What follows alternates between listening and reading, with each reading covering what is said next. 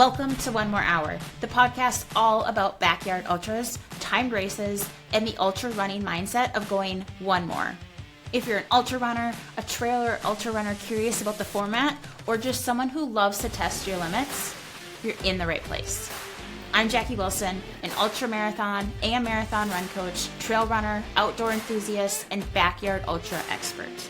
On this show, I'll bring you stories, strategies, and conversations with runners, race directors, experts, and more to help you go further, dig deeper, and keep going when everything in you says stop.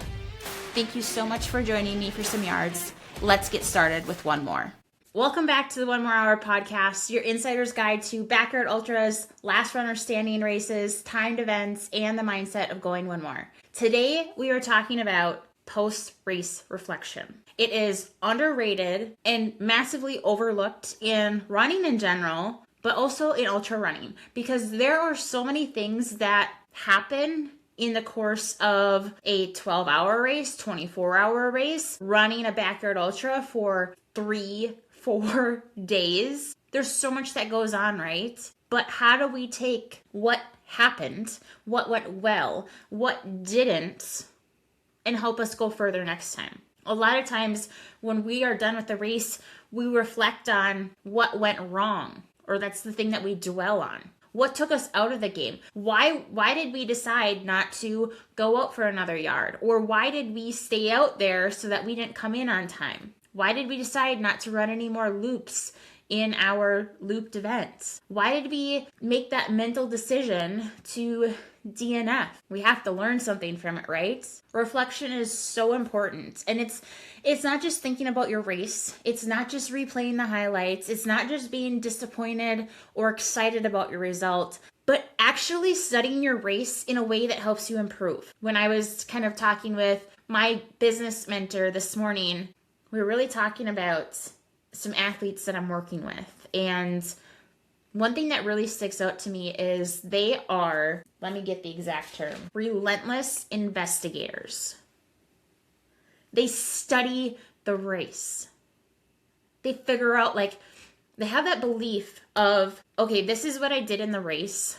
This is how it went. This is what went well. This is what did not go well. This was my result. And they have the belief in themselves that they know they could have gone so much further. I ran 20 hours during this race, but I knew I had 28 in me. I knew I had 32 in me. Be relentless and investigate the solution. There's always a reason. There's always something that allows you to go further if you find it and work on it. I truly believe that one of the fastest ways to improve as an ultra runner is learning how to extract the lessons from your experiences and from other people's experiences so that you can shorten the learning curve, right? One of my favorite things to do is to talk with athletes, share my experiences, learn from them, listen to podcasts, listen or watch YouTube videos, and figure out okay, what are they doing that's working for them? Can I try that? Will that work for me? What did not work for them?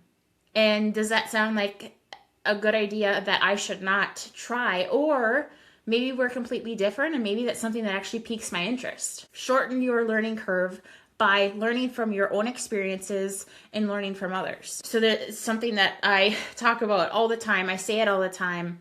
I want to help runners shorten the learning curve. I want to help you go from the middle messy area of running 8 hours for your first backyard, then running 12 hours, then running 14 hours, then running 10 hours, then running 11 hours, then running 18 hours. I want you to hit the ground running. I want to shorten your learning curve. There are so many runners out there that want the same thing for you. Learn from everyone's mistakes. Learn from the things that everyone is doing well, that's working for them, and experiment. Ultra running is a jigsaw puzzle. It is one of the most fascinating things because everyone is so different and there's no right or wrong way to do things. And it's fascinating to figure out how can I mold these pieces together for this race? And right, every race can be different too. But one of my favorite things is to shorten the learning curve. And one of the biggest mistakes that I see runners make after a race is either they move on way too quickly, they get emotional emotionally attached to the result, or they oversimplify what happened. They say, I just need to train harder. I wasn't tough enough. I needed more mileage. Sometimes it's true, but a lot of times it's the thing that ended your race. It's not actually the thing that you think ended your race. A lot of times runners just focus on the physical training of, I averaged 40 miles a week going into this race and I missed some of my runs. I really just needed 60 miles a week, or I just really needed 100 miles a week. A lot of times it's not just mileage. So today I want to walk through how I reflect on a backyard ultra, how I analyze what actually happened, how to identify the real limiting factors, and how to apply these lessons to your training, right? And then how do we take all of that and use it in our next races to go further or faster if you're applying it to a fixed distance race or fixed time race. Your race is only as valuable as your ability to learn from it. It's like we were talking about in the last episode, that knowledge is not power. Applied knowledge is power. So let's talk about why backyard ultras are such powerful teachers.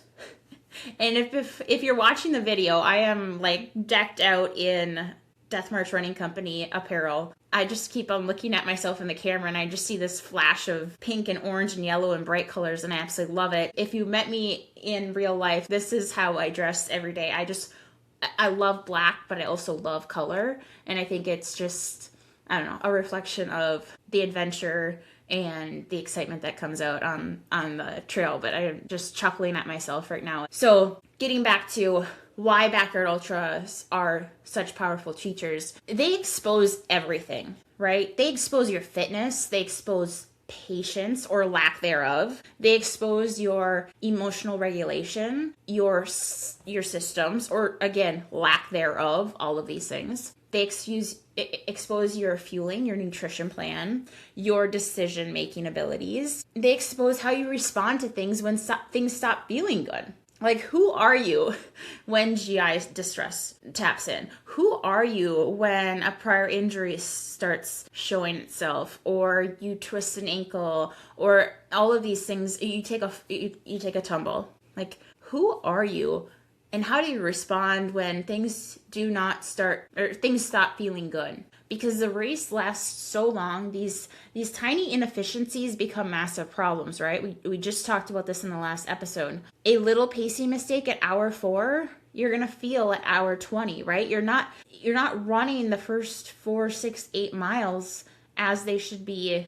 Like, they should be super easy, but you are using those miles, that feeling, because you want to be running 24 hours from now. A small fueling issue, like, you're behind already. You're emotionally spiraling overnight. That's when your mental fatigue, decision fatigue is going to start coming in. Thoughts of maybe quitting are going to be coming in. Your mental game is going to suffer if you make that small under fueling problem a little too much emotional energy early on. Like, maybe you are super hyped up to be here.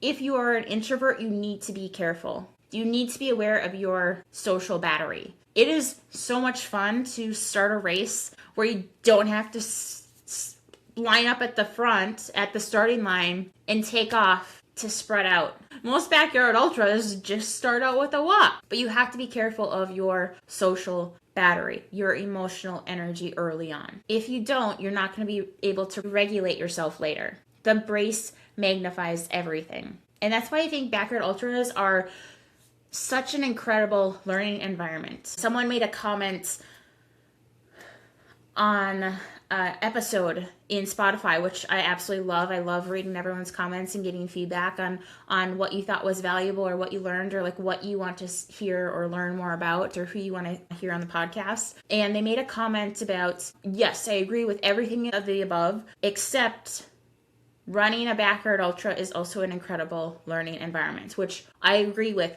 100%. I can prepare you as much as I can based on what I've learned about backyard ultras, what I know, what I've helped athletes with, what I've witnessed myself. Other podcast hosts, coaches, race directors, runners can help prepare you as much as they can. But unless you've been at a backyard ultra, cruising and pacing, or unless you've actually ran one, you can't learn everything ahead of time.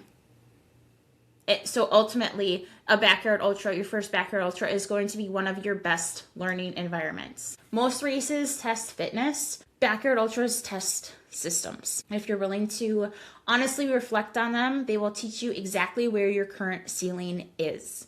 They will tell you where your limiting beliefs are, or they will show you too.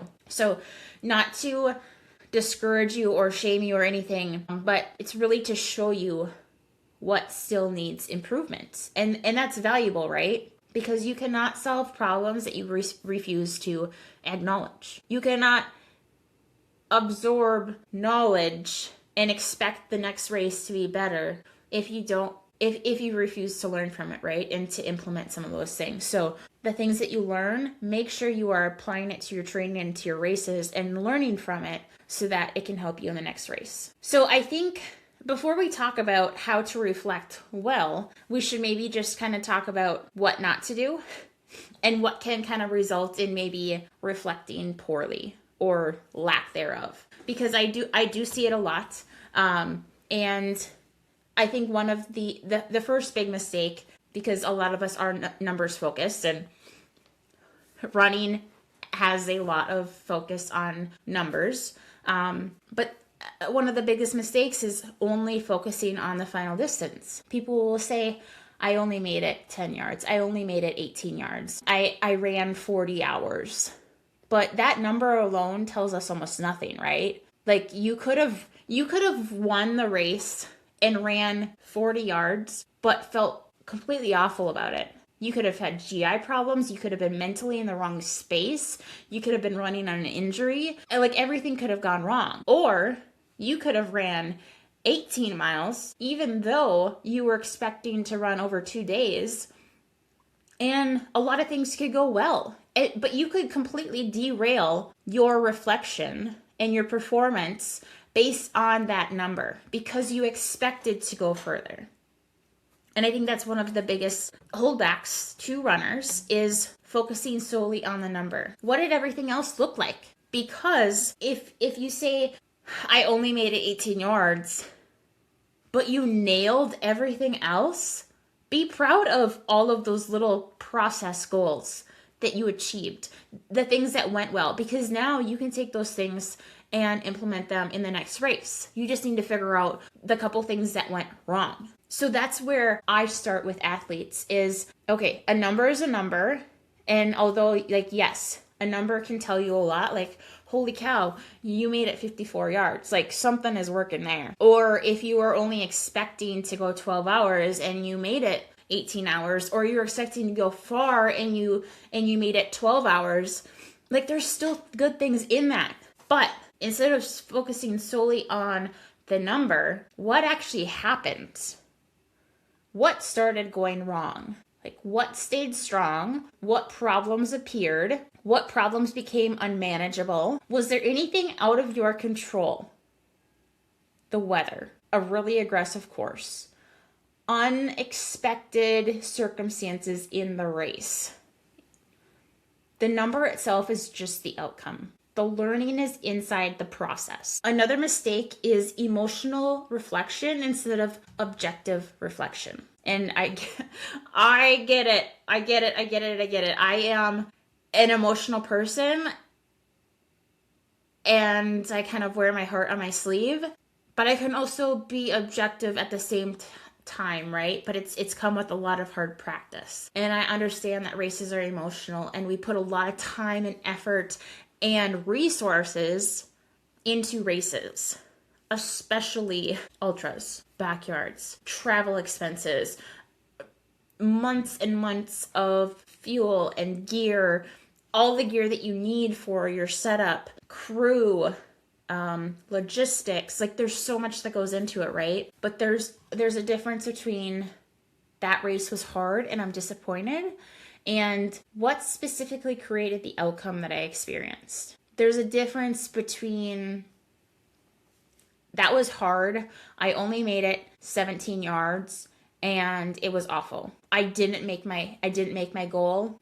I didn't make it for 48 hours. I didn't make it for 24 hours. I didn't make the top 10. And then there's a difference between that and this is my race, but these are the things that went really well. Or this is the thing that I need to really focus on going forward because this fell apart after 10 hours. Like, there's reflection that you can pull your race apart and figure out what you want to keep, what you want to work on, and what you want to throw out. So one side is emotional processing and one is performance analysis. So both of them matter. Don't get me wrong there. Emotions are valid and they should happen. Like, I don't want one of my athletes or friends or husband or myself just to breeze on past a race after it's happened without really thinking about it and feeling the feelings and then analyzing it and putting together a plan based on the race recap and the reflection. But you can't dwell on it too much. So what I do is I probably take more time than a lot of people to kind of put together my race recap and my analysis and everything because I think about it a lot and I kind of analyze different sections of it. But I don't want anyone to write their race recap and send it to me 6 hours after the race. No matter what the feeling is, whether you're disappointed, you're angry, you're excited, you're ecstatic about the results, I want you to just sit in those feelings for 2 to 3 days before you start writing down notes and analyzing it, because the emotion can muddy the reflection and it can force you to miss important parts that you could learn from and use going forward. So both matter, but they're not the same thing, and we need to learn to separate them a little bit. Another big mistake is assuming that the limiter was fitness. This is probably one of the most common ones, and although there can be different aspects of like, oh my gosh, I should have done more hill work, I should have practiced walking efficiently, I should have, like, there can be physical aspects to it, but one of the biggest mistakes that I see is runners saying, I should have been running more miles. And a lot of times fitness is, again, not the limiter. So I'll hear, my legs died, I should have ran more. But ask yourself why. Did the legs die because of fitness, because of pacing, because of underfueling, because of the weather? Was it extremely hot? Because you hadn't been lifting in your training? Was there a lack of load and capacity? Were you sitting too long in between loops? That's a big one right there, where runners are coming in with 20 to 15 minutes left in each loop. They're taking the break. I've witnessed a couple different backyards where people are running like 35-minute yards, and they think that if I get more time in the chair, I can sit down for 20 minutes each yard, and they burn out pretty quickly because they are running their yards more aggressively. Is it because emotionally you started checking out and the mechanics changed? Were you diagnosing your legs feeling heavy for the wrong reasons? Could you actually just have worked through it or tweak something and they would have felt fine? If you misdiagnose the problem, you're going to build the wrong solution. And a lot of times, again, I see athletes say, my legs were tired, I just need to run more miles, when there are a lot of different factors of underfueling, no mindset training, and no organization or plan back at camp that actually impacts their performance more than just training more. So when I reflect on our race, I try to approach it almost like a coach studying an athlete, okay? So I remove judgment as much as I can. I try to get curious, and I start asking questions. So I have like a full bank, probably 10 pages worth of different questions that I kind of like to sit on. Some questions just come to mind right away that I'm curious about, but others I kind of want to think about a little bit more. And then I also come up with questions based on an athlete's response. So one of the first questions that I will ask is, what actually ended the race. Not emotionally, not dramatically. I want the objective answer. What problem became unsolvable? It's not the symptom. I want the root issue. Okay. So maybe the symptom was my quads blew up, but the root issue actually was I ran too fast in the first 10 hours. I should have taken it easier. I should have slowed down and walked more. I want that root issue. So maybe the next symptom was I mentally fell apart. But the root issue really was I underfueled for 8 hours. I didn't really feel like I needed to eat for the first 3 hours, so I didn't. I just took in electrolytes. And by then I was kind of not wanting to eat anything because it was the hottest part of the day. So I underfueled for 8 hours and my brain stopped functioning well. And mentally I was done. I wanted to quit. I was tired. And the chair or my bed or going home sounded better because I just wanted to be done. Maybe the symptom was I couldn't recover between loops. But the root issue actually was my aid station was chaotic and emotionally draining. I had no organization. I had 6 friends there who were excited to see me, and it was chaotic. So this is where honest reflection becomes incredibly important. And a lot of times I ask athletes, why? Because the first answer that I get is not actually the answer that I'm looking for. So again, I ask the question of why. And then they respond to the answer that they gave me and give me another deeper answer. It's similar to like when you're trying to figure out maybe your why for training, your why for your career path, or whatever it is you're trying to achieve in life. It's called the 7 layers deep, 7 layers of why. You just continue to ask the question of why. So again, honest reflection becomes incredibly important here because your future training should be built around solving actual problems, right? Not just imaginary ones or generic ones, but ones that you have already figured out based on what you just did in a race. I also think runners make the mistake of only studying failure, but your strengths also leave clues, right? What worked exceptionally well? What improved from previous races? What felt more stable this time? What reduced stress? What created confidence in your race? So maybe you adjusted your pacing strategy from your first backyard to your second backyard, and it felt much more calm, right? So maybe in your first backyard, you were really worried about not having enough time back at camp, so you ran your yards a little bit faster, harder than you would really want, and you're running them in 45 minutes. Let's say in your second backyard, you were running 52 to 54 yards or minutes per yard, and you felt much more relaxed. You still had enough time to do what you needed to do back at camp, but your mind felt better and your body felt better because it felt almost too easy, right? Which is how we want it to feel. Maybe your fueling improved. So maybe in the first backyard, you were focused a little bit too much on sports nutrition and in something like marathon nutrition or racing a 50K. And you're like, no, palate fatigue was a real problem after 6 hours. And you adjusted your nutrition plan to include nutrition breaks and more whole foods, or more like food, snacks and everything instead of sports nutrition. Maybe that improved. Maybe you handled the overnight section better.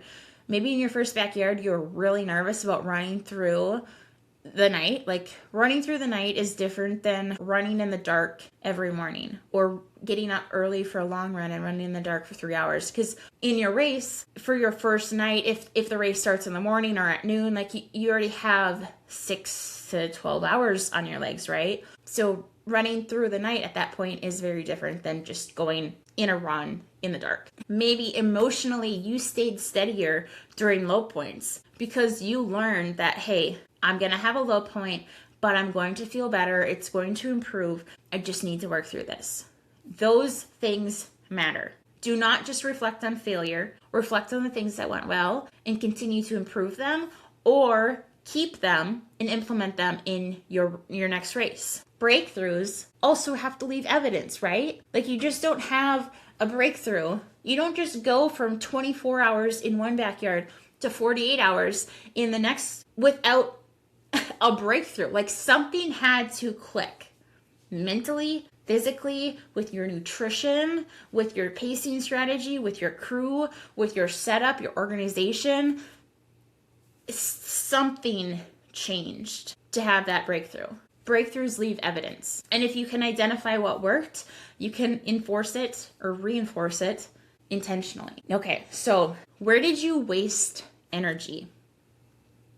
It's a big one, right? Where did you waste energy? This is a huge backyard ultra lesson. And I think that runners underestimate how much energy gets wasted outside of running. In backyard ultras, conserving energy is not just physical, it's emotional, it's mental, it's logistical. So I ask, where did I waste energy? Did I waste energy overthinking? Did I under prepare, or was I not organized enough? Did I waste energy by panicking, by emotionally reacting, by rushing through the in-between time? Did I waste energy by socializing too much? Again, know your social battery. Do you need to have some hours where you're not talking to anyone? You're listening to a podcast, to music, to an audiobook, not talking to anyone. You're running by yourself. Like, how often do you need to recharge? Did you waste energy by making too many decisions? What about digging through gear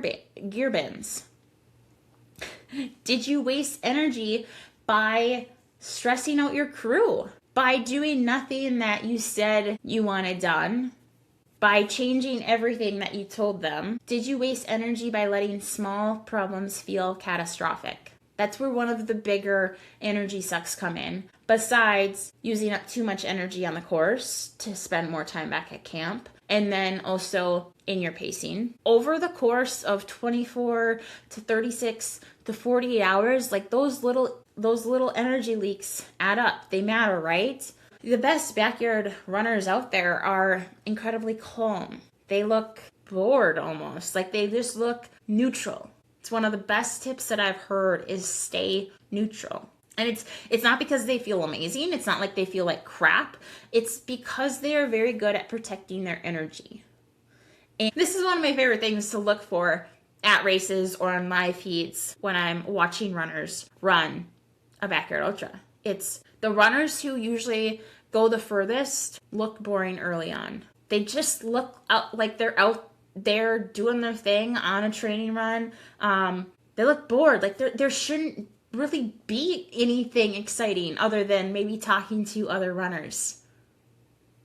They appear calm. They appear efficient. They appear patient, unemotional, neutral. I keep going back to that. They look neutral. And it's not an accident. Like, it's a skill. You have to practice that. So I want to shift gears a little bit and talk about what happened before things fell apart. And this could be maybe one of the most valuable reflection tools.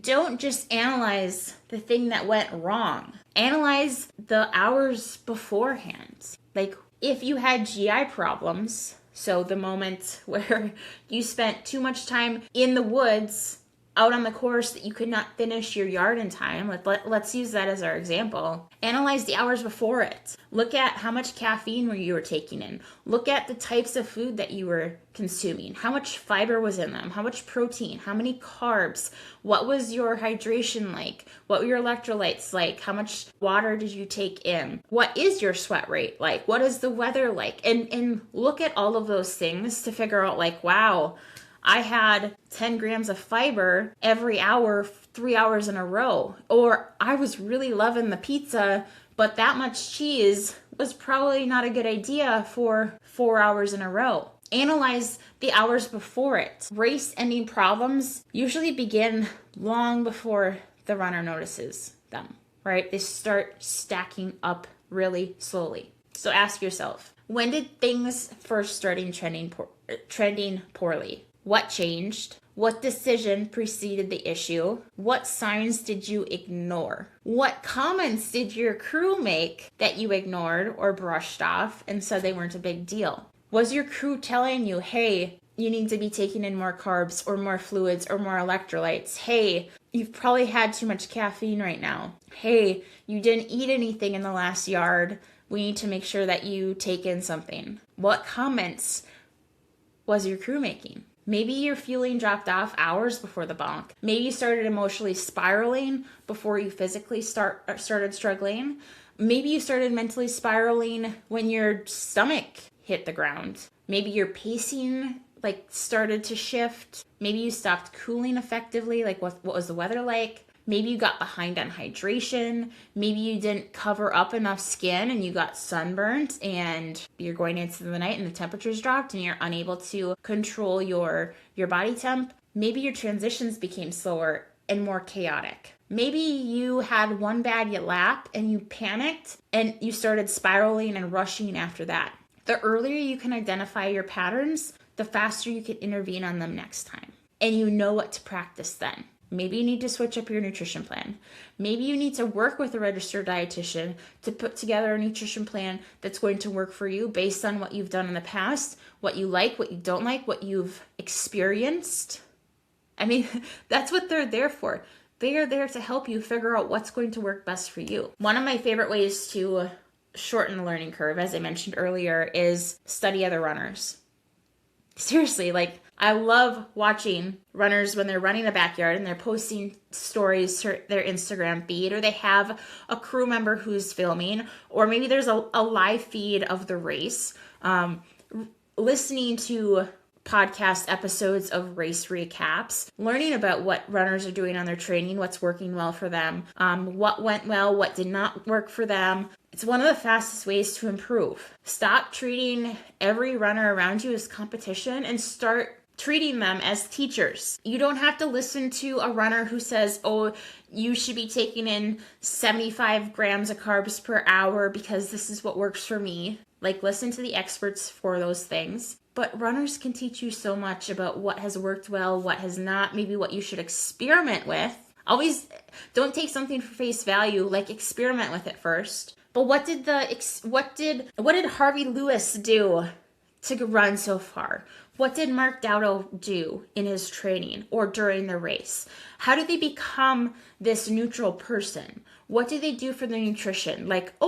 They're drinking broth, or they're focusing on hot foods at night, or this is what they're doing for a caffeine strategy, or this is what they're doing for pacing. If the best backyard runners out there are running 50 to 55 minute yards, there's probably something to it.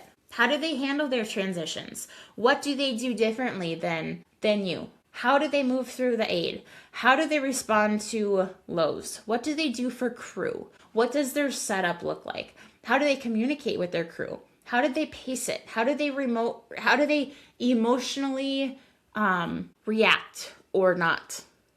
How emotionally reactive are they, or do they not? And again, this is one of the reasons why I love race recaps and podcasts and hearing people tell their stories, because you can borrow experience before you fully earn it yourself. You can hear someone explain, this is what destroyed my race. I had an Uncrustable every single hour and I felt like I had this rock in my stomach and it was constipated. Or I ran 55-minute yards every hour for 3.5 days and I felt great. Or I held off on caffeine until the second night, and then I had 150 milligrams of caffeine every hour through the night and it kept me up. Or this is what saved my race. Or this is what I wish I had addressed earlier. And maybe suddenly you're avoiding making the same mistake. It's shortening your learning curve. It's Dylan Ledbetter says I should not have an Uncrustable every single hour because he was running with a registered dietitian who said, hey, you're probably taking in too much fat every hour. There's going to be a digestive problem there. Learn that lesson without even having to experience it. They're shortening the learning curve. So how do we take all of this and turn it into a better race performance, turn it into better training? Because that's what we want, right? We don't want to do all this reflection and thinking of the race and then not do anything with it. Reflection should change your training. If your reflection changes nothing, you probably didn't reflect deeply enough on it. And if you are stuck on what actually is the root problem, talk to someone about it. Talk to your friends, talk to a sports psychologist, talk to a registered dietitian, talk to a coach, talk to someone that's outside of your emotional state, someone who's a fly on the wall, someone who has expertise in the area that can help you figure out what was the actual root problem. I've had 3 backyard ultras where I felt like I had this rock in my stomach. So what did I do? I reached out to Kayla Fitzgerald and I said, hey, this is my problem. This is what I'm doing with nutrition. Can you please help me figure out a race day nutrition plan for my next backyard ultra?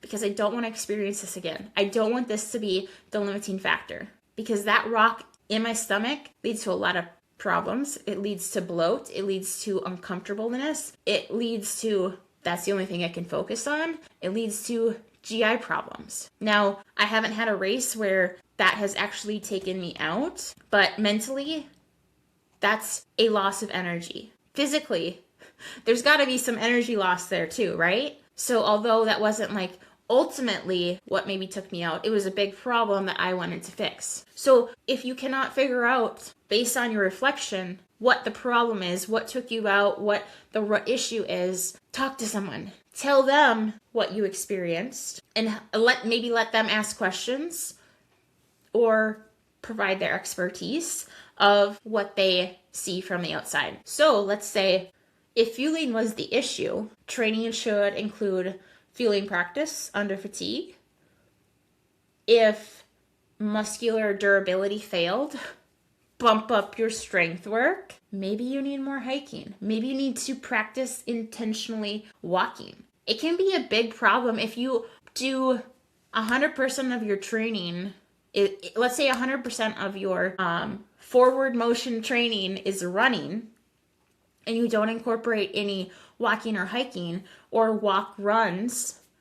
Switching from doing 100% of running to a run walk in the backyard can be physically taxing. That change of motion and pace can mess up a lot of people. Maybe you need more load. Maybe you need more capacity. Maybe you need more time on feet. If emotional regulation became your limiter, maybe your training needs more discomfort exposure. Maybe you were in just a busy, hard season and it was mentally demanding and taxing. One of my biggest worries of running a May or June race, or April for that matter, I ran Elm Creek Backyard Ultra right after tax season last year, and I helped my husband's firm with tax season. My mental capacity after tax season is shot, and it's usually my mind that takes me out right away because I have not had time to get more sleep and to meditate and breathe and create space and build some of that up again because I'm still in a burnt out state. So think about those things. Maybe you did 100% of your running with friends and now you're running this race without your friends, although there are other runners out there. Maybe you find yourself running a race by yourself a lot of the time, especially as runners get weighted out and they DNF, right? Running by yourself when there's 3 runners left can feel very different. Maybe you need to practice staying calm under stress when things do not go as you intended or as you planned. If your aid station was chaotic, rehearse it, practice it, lay it all out in your yard and move stuff around. Figure out how you want your setup to be. Label stuff. Figure out what works for you. Practice transitions. Like sit down with your partner, a family member, a friend, one of your kids, a sibling, and run through your transitions. Have all your stuff that you're intending to wear and set a timer and say, okay, I want to run 54-minute loops. I have 6 minutes in this, really 5, because once the 1-minute whistle sounds, I want to be walking to the corral. Run through that, rehearse it, practice the transition, everything that you need to do over and over and over again. Make it routine. Make it part of your muscle memory. Practice simplicity. If pacing was the issue, maybe your training is not actually teaching patience. Maybe it's practicing being in the moment and walking a lot more. And I think this might be where some runners miss the point of training, because training it's not just about accumulating fitness. It's about rehearsing the skills that you need in the race. Like, yes, you need a large base. You need the physical training, the strength training, the hiking and the running to go far in a backyard ultra. You can't just go from couch to jump into a backyard ultra next weekend and expect to go far. But backyard ultras are, as we've talked about, largely mental, and they're very skill-heavy events. Patience is a skill. Fueling is a skill. Problem solving is a skill. Emotional control and your ability to stay neutral is a skill. Like not reacting to something, that is a big skill. Efficiency is a skill. So your reflection should help identify what skill needs more reps. What do I need to practice more? What should I practice for a few minutes every single day? I promise you, if you do that, you will have it nailed on race day, if you're practicing what you intended to practice. If, for example, you're trying to practice patience and you're trying to practice being in the moment by using meditation and box breathing or diaphragmatic breathing or some other breathing technique to practice patience and to practice staying calm and being in the moment, but you rush through it because you're trying to get to the next 10 things that you need to do on your to-do list, it's not a beneficial skill to be practiced because you're rushing through trying to practice patience. So don't force it just because you need to practice it. Practice it with intention and use that space to grow as a runner and as a human being. So I think one of my biggest takeaways from backyard ultras and reflections and recaps in general is the runners who improve the fastest are not always the most talented, right? They're the most observant. They're willing to study themselves. They're willing to admit weakness. They're willing to adapt. They're willing to stop romanticizing suffering long enough to analyze it. And that's really where growth happens, right? It's not just doing hard things, but it's learning from hard things. Every backyard ultra leaves clues. When I ran my second marathon, I remember a friend commented and said, every race has a lesson. And that has stuck with me since. Every backyard leaves clues. Every race has feedback. But you have to be willing to listen. You have to be willing to take that information and actually learn from it. If you are willing to listen carefully enough, your last race can help shape your next breakthrough. So before I wrap up, I just want to leave you with a few questions that I think every backyard runner should ask after a race. And I'm going to also post a document in the show notes that outlines a bunch of different questions that you can kind of reflect on. Here are some of the questions that I have written down and asked runners in the past. So number one question that we talked about was, what actually ended my race? What was the root issue? What problem became unsolvable? What warning signs appeared before things fell apart? What worked exceptionally well? Where did I waste energy? What created unnecessary stress? What stayed strong deep into the race? What did experienced runners do differently? What skill needs more practice in training? What lessons keep repeating itself across races? Like, what keeps showing up? What haven't you learned from? Patterns matter, both good and bad. And if the same lesson keeps showing up, your race is probably trying to teach you something. It's like I talk about in life. If the same thing keeps on happening, you haven't learned the lesson yet. Life is trying to teach you something. Same with running. If the same lesson keeps showing up, race is still trying to teach you something that you haven't quite caught on to yet. So at the end of the day, your next backyard ultra probably depends less on finding the perfect training plan and more on understanding what your race is trying to teach you. So do not rush past that reflection process. Study the race. Get curious. Be honest. Extract the lessons, because your next breakthrough may already be hidden inside your last race. So with that, we have two needy dogs. Thank you so much for listening. I'm going to go feed them, take them out for a run, and I'll see you in the next hour. Thanks for tuning in to One More Hour. If you enjoyed this episode, hit follow so you don't miss the next yard. And share it with a runner who loves pushing their limits. I'd love to hear your own stories of going one more. Connect with me on Instagram at the One More Hour Podcast. And if you could leave a quick review, it'll help more runners find the show and keep going when they want to stop. Until next time, just go one more hour.